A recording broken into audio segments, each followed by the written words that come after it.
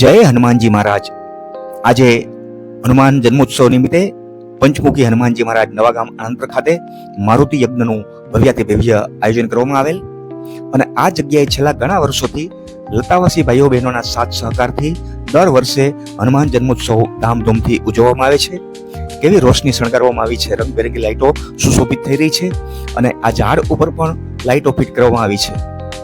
દર વર્ષે આ જગ્યાએ 5 થી 7,000 માણસોનું જમણવાર હોય છે અને એમાંય ચોખ્ખા ઘીના લાડવા, કઢી, ખીચડી, રોટલી, શાક, છાશ, ખૂબ જ સરસ મજાનું સંપૂર્ણ ભોજન ભક્તોને પીરસવામાં આવે છે. થોડી વારમાં અહીંયા મહાપ્રસાદ ચાલુ થશે. બધા સ્વયંસેવકો તૈયાર થઈ ગયા છે. આવો આપણે દાદાના દર્શન કરીએ. આ છે પંચમુખી હનુમાનજી મહારાજ. ઘણા વર્ષોથી આ જગ્યાએ જાગૃત દાદા બેઠા છે અહીંયા અને ભક્તોની દરેક મનોકામના પૂર્ણ કરે છે. દાદાને ખાલી એક શ્રીફળ અથવા 2 દીવા માનવામાં આવે તો પણ દાદા ભક્તોના કામ કરે છે. જય પંચમુખી હનુમાનજી મહારાજ. વાહ, સરસ મજાની મૂર્તિનું તેજ ઝળહળી રહ્યું છે અને એમાંય આજે હનુમાન જન્મોત્સવનો પાવન દિવસ એટલે દાદા હાજરા હજુર બેઠા છે અહીંયા. આરતીનો સમય થઈ ગયો છે. આવો આરતીના દર્શન કરીએ આપણે. મંદિરના પૂજારી મનહરદાસ ગોંડલિયા દાદાની આરતી ઉતારી રહ્યા છે અને ઘણા બધા ગ્રામજનો અહીંયા આરતીના દર્શનનો લાભ લેવા માટે પણ પધાર્યા છે. સોંડાભાઈ રબારી બેલ વગાડી રહ્યા છે આરતીમાં. ભક્તો આજુબાજુમાં ઉભા છે બધા. જય બજરંગબલી, જય હનુમાનજી મહારાજ. હાજરા હજુર દાદા છે અહીંયા. વિપુલભાઈ બાર હનુમાન દાદાના ચાલીસા બોલી રહ્યા છે.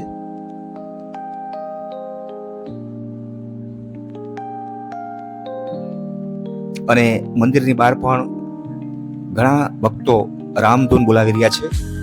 રાજુભાઈ જાપડિયા તાલુકા પંચાયતના સદસ્ય છે અને ગામના અગ્રણી છે. ઘણા બધા ભક્તો છે. વસરામભાઈ રબારી પણ અહીં હાજર છે. જય બજરંગબલી, જય હનુમાનજી મહારાજ. આરતીનો લાભ લીધા જેવો છે.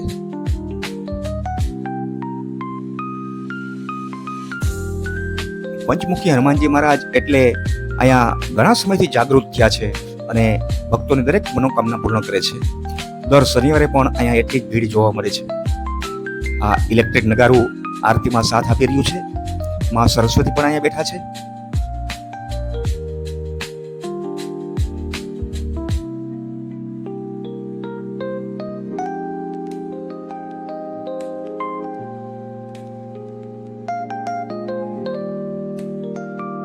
આ મંદિરમાં કોઈ પણ જાતનો પ્રતિબંધ નથી. દરેક ભક્તો અહીંયા આવી અને સેવા પૂજા અને આરતી કરી શકે છે. જો ભક્તો દ્વારા દાદાને આજે મુગટ ચડાવવામાં આવ્યો છે, આંકડાની માળા પહેરાવવામાં આવી છે, સિંદૂર ચડાવવામાં આવ્યો છે. લાલજીભાઈ રબારી, નિર્મળભાઈ સોનારા, સંદીપભાઈ, નારાયણભાઈ કુવાડિયા, મનીષભાઈ ડાંગર, વિનુભાઈ, નારાયણભાઈ કુવાડિયા, વિપુલભાઈ બાર, સોંડાભાઈ રબારી, બધા કલ્પેશભાઈ સાકડેચા, આલાભાઈ ભરવાડ, દરેક ભક્તો અહીંયા ભેટ કાઉન્ટર પાસે બેસી ગયા છે. થોડી વારમાં જમણવાર પણ ચાલુ થવાનો છે અને ખૂબ જ જોરદાર ડીજે સાઉન્ડ અહીંયા ફિટ કરવામાં આવ્યું છે. આ બધા ભક્તો સેવા કરવા માટે થનગની રહ્યા છે. અહીંયા દાન ભેટ સ્વીકારવાની સાથે સાથે દુહાછંદની રમઝટ પણ બોલાવવામાં આવે છે. હનુમાનજી મહારાજના ભજનો, ગીત રજૂ કરવામાં આવે છે. સોંડાભાઈ, નારાયણભાઈ, વિપુલભાઈ, પ્રવીણભાઈ રબારી, ઘનશ્યામભાઈ બધા ભક્તો દાદાના ગુણગાન ગાય છે. ધીમે ધીમે ભક્તો પ્રસાદ લેવા માટે આવી રહ્યા છે. આવો આપણે રસોડામાં જઈએ. આ બધા લતાવાસી બહેનો 2 દિવસ તનતોડ મહેનત કરી અને જે ઘઉં હોય એને સાફસૂફ કરવા, ખીચડીને સાફસૂફ કરવી, આ બધી મહેનત કરી રહ્યા છે અને પોતાના હાથે જ રસોઈ બનાવી અને પીરસે છે. આ જો આ બેન લોટ બાંધી રહ્યા છે, કોઈ રોટલી વણી રહ્યા છે, કોઈ રોટલીને જેડવી રહ્યા છે. ચૂલા ઉપર બધી રસોઈ અહીંયા બનાવવામાં આવે છે. આ બહેનો બધા જો મહેનત કરી રહ્યા છે અહીંયા.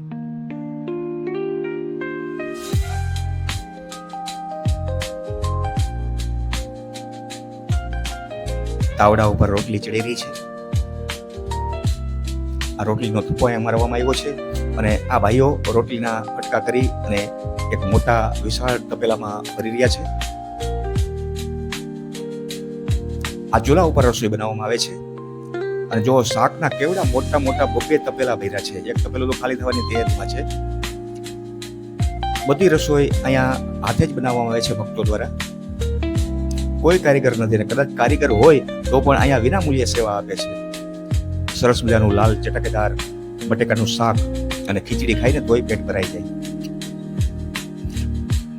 પણ અહીંના ભોજનમાં તો ચોખ્ખા ઘીના લાડવા, ખીચડી, કઢી, શાક, રોટલી, છાશ પણ ઘાટી રગડા જેવી હોય છે. જો આ ખીચડીનું એક તપેલું ખાલી થઈ ગયું છે અને આ બીજું તપેલું આપણે જોઈએ. ગરમા ગરમ ખીચડી, ચૂલા ઉપર ચડેલી ખીચડી હોય, ખાવાની મજા કઈક અલગ જ આવે.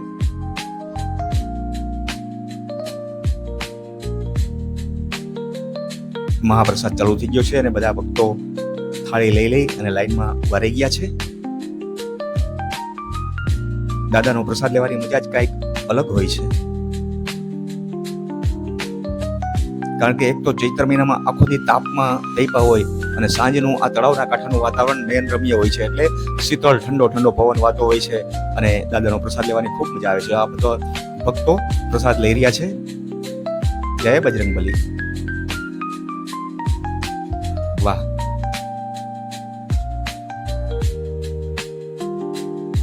મોટી સંખ્યામાં ભાઈઓ અહીંયા આવી ગયા છે.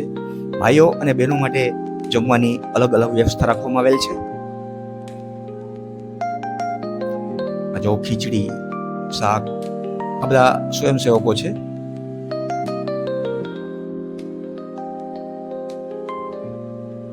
કોઈ પણ જાતના મરી મસાલા નાખ્યા વગરનું આ સરસ મજાનું દેશી ખાણું એટલે દાદાનો મહાપ્રસાદ.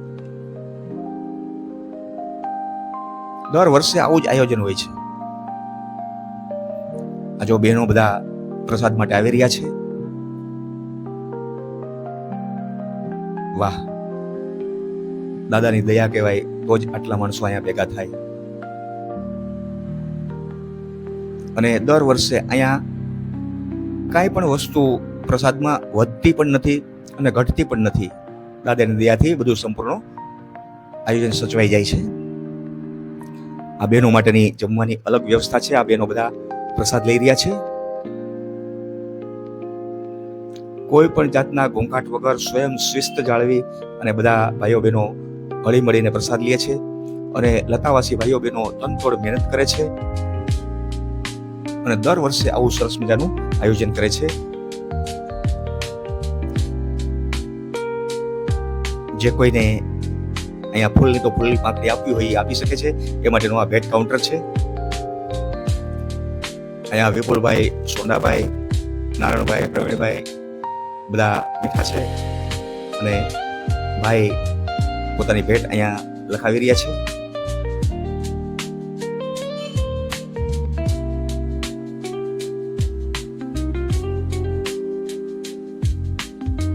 ભેટના કાઉન્ટર પર જે બેઠા બધા એ ગાયક કલાકારો છે. પોતાને મોજ આવે એવી રચનાઓ પણ અહીંથી રજૂ કરતા રહીએ છે અને પબ્લિકને મનોરંજન કરાવી રહ્યા છે. સરસ મજાનું ડીજે, આ ડીજે પણ વિનામૂલ્યે આવે છે. અહીંયા લાઇટ ડેકોરેશન પણ વિનામૂલ્યે. હનુમાનજી મહારાજ અને પંચનાથ મહાદેવ બેનું મંદિર બાજુમાં જ છે. તો મિત્રો, આ વિડીયો તમને પસંદ આવ્યો હોય તો મારી આ ચેનલને સબસ્ક્રાઇબ કરી લેજો. રાજુભાઈ ઢોલરિયા આવી ગયા છે અને આ વિડીયોને